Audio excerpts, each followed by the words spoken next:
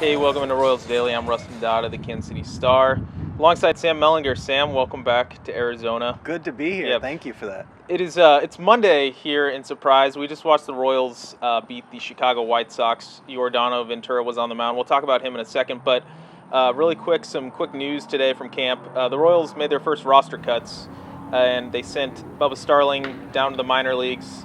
They sent Kyle Zimmer to Omaha.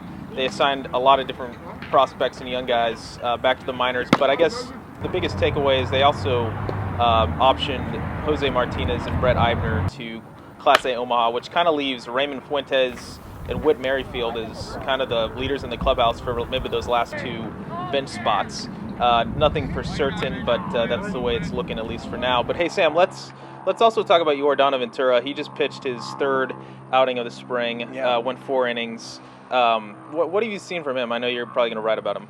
Yeah, I thought he was great. I mean, it's March 14th, right? So, let's not make any big, statements either way. But I thought he was great. His fastball was up to 97 at least. I don't know if he got higher than that.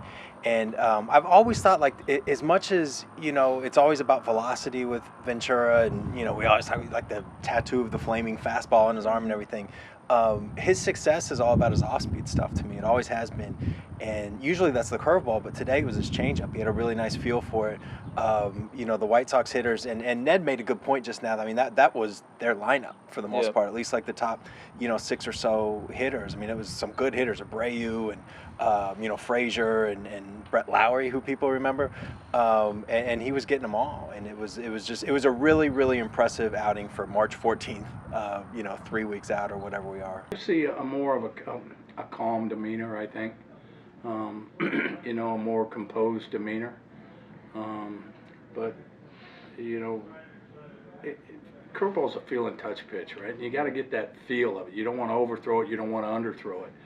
But he's commanding it really, really well from the slide step, which is 1-1 to the plate, and then his regular windup, which is key.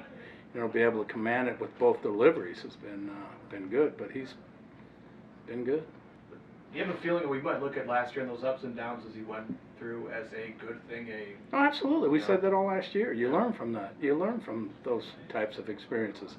And that's how you become better, is by learning through adversity, learning through things that happen. Okay, I'm not going to let that happen again. I'm going to handle this a different way. And, being a young guy, you've got to go through that. You got to experience that. And last year was a great learning experience for him. Yeah, he's been solid all camp. He's been a little shaky, but really from the jump, he's had good velocity and he's had good command, and he's been pretty impressive. So that's going to about do it today. We'll be back tomorrow. Ian Kennedy will be on the mound. The Royals will get this thing going. They'll be in San Antonio later this week for 2 games on Friday and Saturday, but for now, we'll be back here tomorrow.